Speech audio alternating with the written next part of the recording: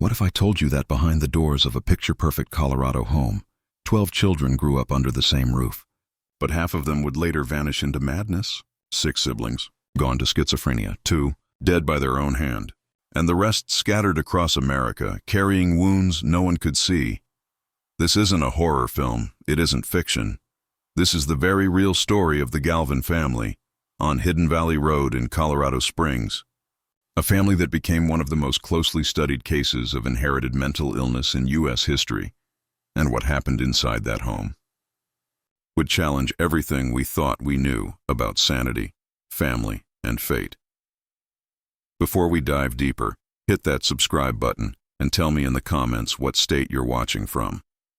Because trust me, what happened to the Galvins could have happened anywhere. The year was 1945. America was celebrating victory.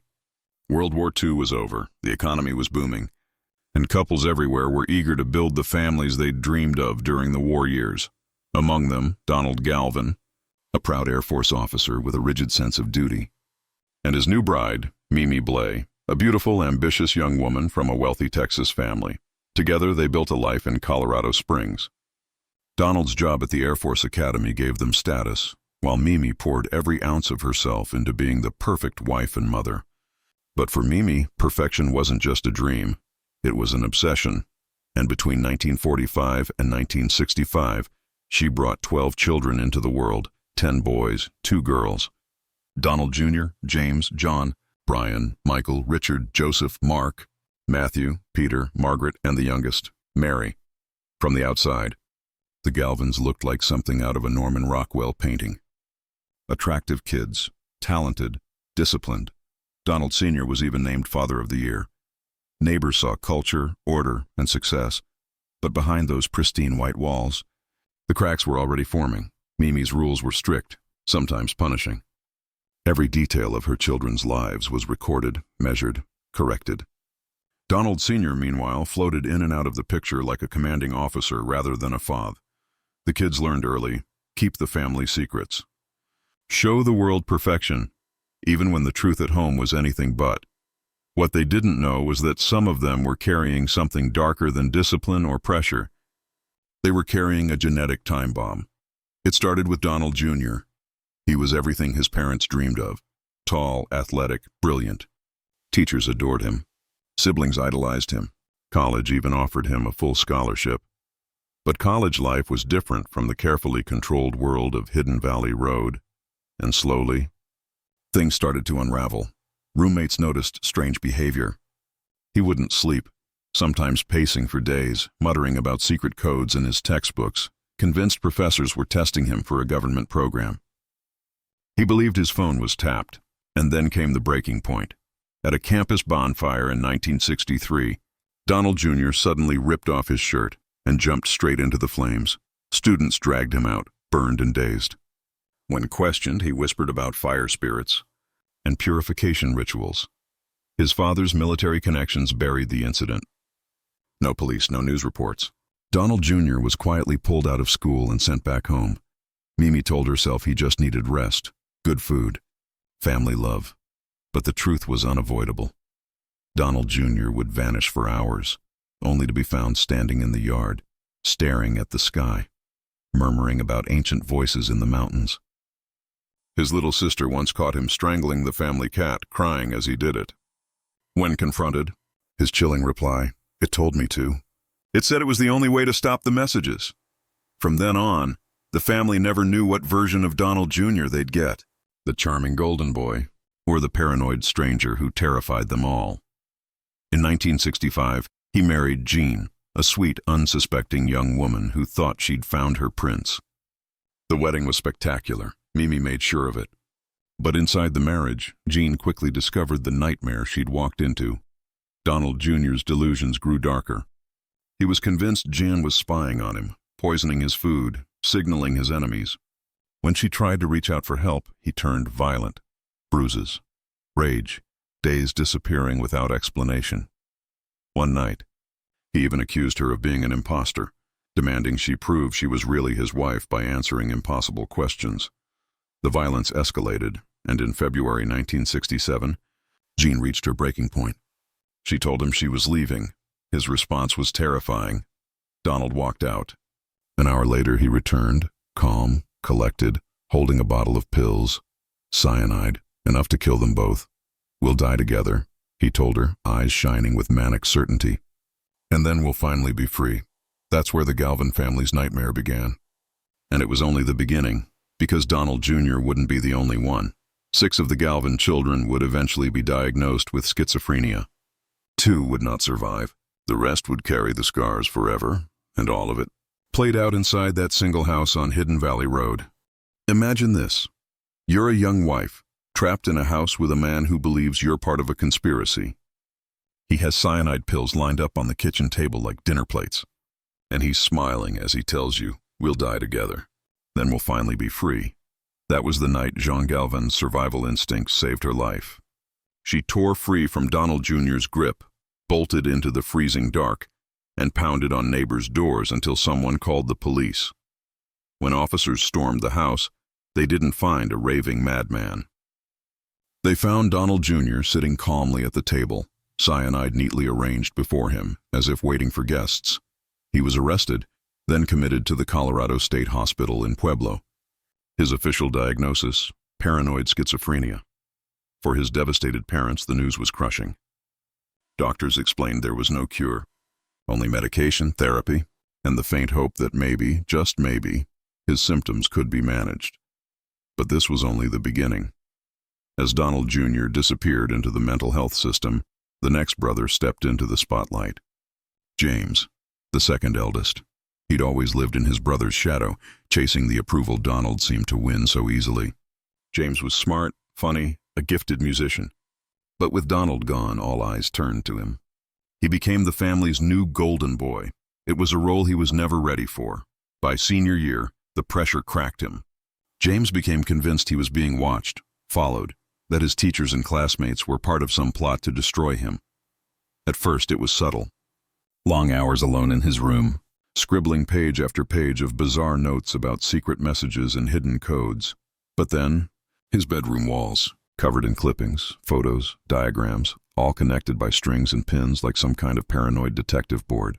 Only, the story it told existed solely in James's fractured mind. The violence began with himself. He slammed his head into walls until he bled, insisting it was the only way to silence the voices. He carved symbols into his arms and chest, calling them protection against government mind readers. When Mimi tried to take away the knives, James snapped. He struck her across the face with such force it nearly knocked her off her feet. And then came the darkest turn. James began targeting the youngest Galvins, his sisters, Margaret and Mary. He forced them into twisted rituals he claimed would save them from evil forces. But these rituals grew more violent, more sexual, more terrifying. The girls learned to hide when his footsteps echoed down the hall, to wedge chairs against their bedroom doors, to crawl under their beds when his voice took on that chilling, unhinged tone, and still their parents refused to see or admit what was happening. The chaos spread. Brian, the fourth son, spiraled next. Unlike his brother's slow descents, his breakdown was a sudden plunge into madness. He became convinced he was chosen, by dark forces, for some grand mission. He stared into mirrors for hours, performing transformation rituals, speaking in voices that weren't his own. And when Brian turned violent, it was explosive. He attacked family members without warning, kitchen knives, baseball bats, even his fists. Once he chased his younger brother Mark through the house with a hunting rifle, convinced Mark was an imposter who had replaced the real Mark. The family finally called police. But by the time officers arrived, Brian was calm, smiling, polite, reading a book as if nothing had happened. They left, convinced it was all a misunderstanding. The Galvins knew better. The violence would come back. It always did. And then there was Joseph, quiet, reserved, different. At first, he seemed less dangerous than his brothers. But his illness revealed itself in chilling ways. He claimed to see shadowy figures roaming the house, faces pressed against windows, messages written in blood on the walls, though no one else could see them. He held long conversations with invisible companions. And worse, he seemed able to predict things before they happened. The phone would ring, and Joseph had already announced who it was. Accidents unfolded exactly as he warned. His siblings avoided him. not out of fear of violence, but because being near him felt like standing next to something not entirely human. One moment stands out. Joseph told his little sister Mary in a flat, icy voice, "Stay out of the basement for 3 days. The shadow people are angry." 3 days later, a water pipe burst, flooding the basement, causing thousands in damage. Coincidence? Or something far darker? By 1973, the Galvin's perfect household had become unrecognizable. 6 of the 10 boys now diagnosed with schizophrenia. Hospitals, police calls, violence, fear. Mimi, once the picture of elegance, looked years older, hollowed out by stress. She hunted desperately for someone to blame. Toxins, government experiments, even curses. Donald Sr. withdrew completely. When he was home, he kept the cold bearing of a military officer, refusing to speak about his son's breakdowns, as if their illness was his personal failure. And the 2 youngest daughters, Margaret and Mary, they lived like fugitives in their own home, sleeping with chairs against their doors, keeping go-bags hidden under their beds, ready to run if another brother snapped. The breaking point came with Brian again. He had one lifeline left, his girlfriend, Nancy. For a time she was his anchor, his piece of normalcy in a collapsing world, until one night.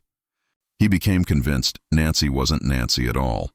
In his mind, she was a demon sent to seduce and destroy him. And what happened next would push the Galvins deeper into a nightmare no family should ever face. What if the person you loved most suddenly believed you were possessed, and that the only way to save you was to kill you? That's exactly what happened in the Galvin family, one of the most disturbing true stories in American history. By the early 1970s, Brian Galvin's paranoia had spiraled out of control. His girlfriend, Nancy, thought she was meeting him for a simple dinner date near campus. Instead, she found herself across the table from someone she barely recognized. Brian barely touched his food. He just stared, whispered strange things under his breath, talked about signs, omens, and the truth behind reality. Nancy tried to laugh it off, to change the subject, but deep down, she was terrified. By the time they left the restaurant, she was already planning to end things. But what happened next? No one could have predicted. Brian drove her out of town, to a lonely stretch of road. Then he pulled out a hunting knife. To him, this wasn't murder. He believed it was an exorcism, that Nancy wasn't Nancy anymore, but some dark force wearing her face. The attack was swift, brutal. Within minutes, Nancy was gone, and here's the chilling part. Brian didn't run. He calmly called the police and reported what he'd done. When officers arrived, they found him sitting beside her body, covered in blood, but speaking politely. "Almost casual, I had to stop her," he explained. She wasn't really Nancy. She was going to destroy everything good in the world, starting with me and my family. Brian was charged with first-degree murder, but before he ever stood trial, he hanged himself in his jail cell. His final note was nearly illegible, pages of rambling about cosmic wars, angels, demons, and his role as a chosen warrior. The local papers brushed it off as a tragic love story gone wrong. What they didn't mention, the Galvins' long, terrifying history of schizophrenia and violence. Inside the family, Brian's death marked a breaking point. Any illusion of normal life collapsed, and that's when their story caught the attention of Dr. Lynn DeLisi, a pioneering psychiatrist who believed schizophrenia wasn't caused by bad parenting or trauma, but by genetics. In the 1980s, that was a radical idea. When DeLisi first heard about a Colorado family with 6 schizophrenic sons, she thought it was impossible. But after reviewing records, she realized this was a once-in-a-lifetime chance to study the genetic roots of mental illness. Her first meeting with the family happened in 1985. Only the mother, Mimi, showed up. Her husband refused. By then, Mimi was in her 60s, gray hair, tired eyes, but still carrying herself with quiet strength. She sat down and without hesitation said, "I need to know why this happened to my family. Was it something we did, something we failed to do, or was it always going to happen? And I need to know, will my grandchildren suffer the same fate?" Desperate for answers, Mimi agreed to participate. Over the next several years, every family member gave blood samples, sat through psychological tests, and endured painful interviews digging up old traumas. The process forced them to face everything: the violence, the abuse, the fear. The daughters, Margaret and Mary, were forced to relive childhood memories they'd tried to bury. The brothers who weren't sick lived in constant dread, wondering if their sanity was just temporary. For years, the research moved slowly. Results were frustrating, clues without answers. Then, finally, in the early 2000s, technology caught up. With new genetic sequencing tools, researchers made a breakthrough. In the Galvins, they found a mutation in the SHANK2 gene, present in every schizophrenic son and in their mother, but not in their father or healthy siblings. It was groundbreaking proof that schizophrenia could be tied to a specific genetic abnormality, not just environment or parenting. For Mimi, it was both relief and heartbreak. She hadn't caused her son's illnesses, but she had unknowingly passed the mutation on. This discovery went even further. Scientists linked those mutations to brain development and even to nutrient-related factors that might influence the risk of mental illness. The Galvin family's suffering, decades of chaos, tragedy, and fear, helped science take a massive step forward in understanding one of the world's most mysterious mental disorders. And yet, their story still haunts everyone who hears it, because behind every discovery, there's a family who paid the ultimate price. What if a single family's suffering helped rewrite the science of mental illness, yet came too late to save them? That's the haunting legacy of the Galvins. Researchers eventually discovered that pregnant women could lower schizophrenia risks in their children by taking choline supplements. A breakthrough, right? But for the Galvin family, the ones who unknowingly helped spark that research, this knowledge felt bittersweet. Because by the time science caught up, most of the brothers were already gone. Donald Jr., once the golden child, spent his last years in a nursing home. Medications and the illness itself had shattered his brilliant mind. He died in 2010, a shadow of the man he could have been. James never even made it that far. The heavy antipsychotics that kept his symptoms in check slowly poisoned his body. His death certificate listed natural causes, but his family knew better. The very drugs meant to keep him alive had killed him. Of the 6 brothers diagnosed, only 2 survived into the 2000s. Matthew, who still showed flashes of artistic brilliance during his lucid periods, and Peter, whose diagnosis swung back and forth between schizophrenia and bipolar disorder as doctors struggled to pin down his condition. The healthier siblings, John, Michael, Richard, and Mark, built careers, marriages, even raised kids. Outwardly, they looked like they'd escaped. But inside, they carried survivor's guilt and the constant fear that one wrong step, one unlucky gene switch, could drag them into the same nightmare. The sisters, Margaret and Mary, carried perhaps the heaviest load. Abused, terrified as children, they turned their scars into advocacy, fighting for mental health awareness. But that didn't erase the trauma, or the impossible balance of loving brothers who had once been both protectors and threats. And just when it seemed the story couldn't get darker, it did. In 2001, James, living in a group home, was found dead. An overdose of his psychiatric meds. Officials called it an accident, saying he'd gotten confused with his dosing. But Mary wasn't convinced.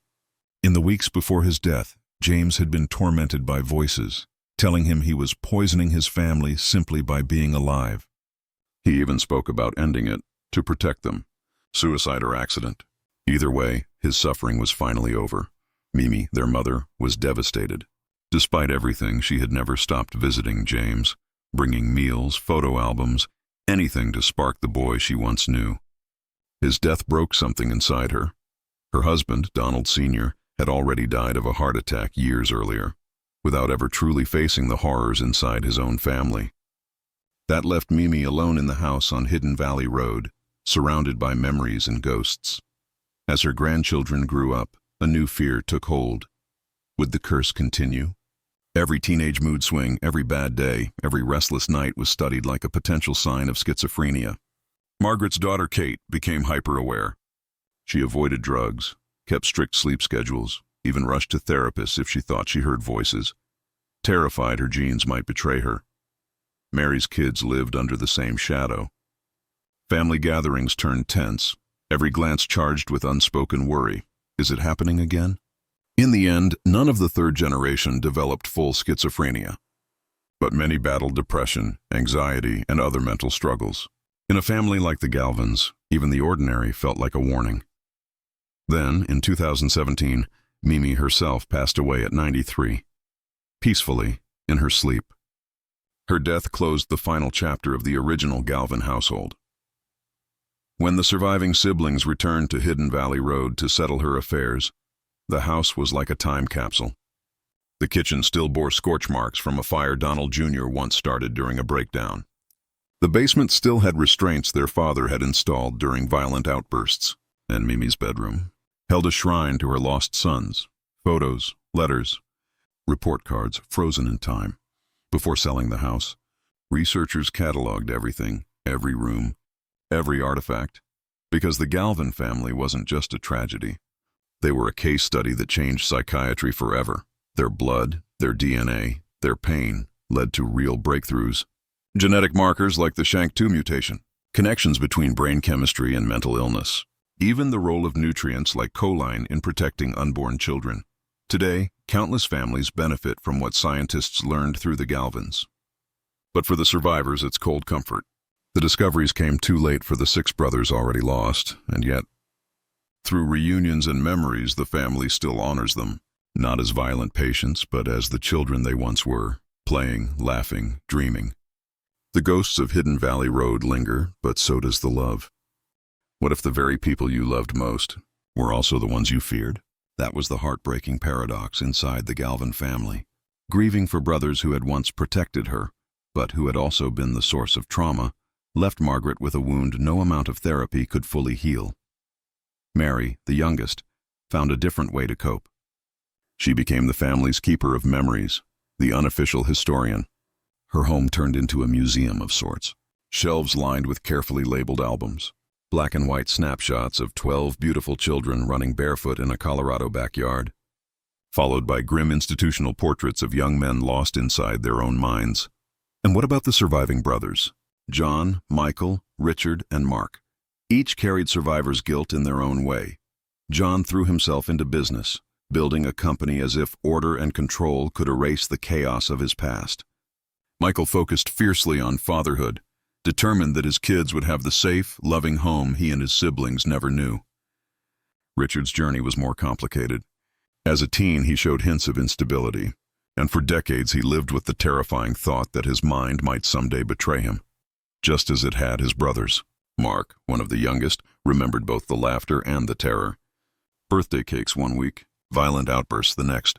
His childhood memories blurred between normal family life and a battlefield where danger could erupt at any moment.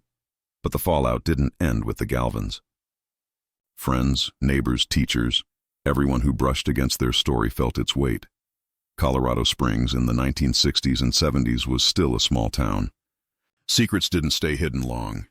Former teachers remembered the Galvin boys as bright students full of promise, left wondering if they had missed the signs that disaster was coming.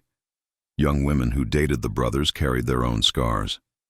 What seemed like jealousy or stress back then revealed itself later as the first cracks of severe mental illness. For one family, the price was unimaginable. Their daughter, Nee, murdered by the young man they had once welcomed into their home. The tragedy wasn't confined to one household anymore. It was a mirror held up to an entire community, forcing people to confront what they thought they knew about mental illness, family, and appearances. Doctors, too, faced a crisis. How could they treat half a family unraveling at once when their tools and knowledge barely worked for individuals? Then in 2020, the story reached the world. Author Robert Kolker published Hidden Valley Road, the first full account of the Galvin family's ordeal. For the surviving siblings, participating in the book was both healing and agonizing. They had to reopen every wound, relive every horror. But they also gained clarity. Margaret, for instance, had long blamed her mother, Mimi, for not protecting her and Mary. Through the book's research, she began to understand how powerless Mimi had been in an era when resources for mental illness were almost non-existent. The book also revealed something else. The Galvins were not alone. Other families reached out. Other parents who had lost multiple children to the same disease. Other siblings haunted by the same survivor's guilt. The Galvins' suffering was no longer just tragedy. It became a vital piece of science. From their DNA came breakthroughs. Mutations like SHANK2, insights into brain chemistry, even discoveries that nutrients like choline could lower risk during pregnancy. Still, huge mysteries remain.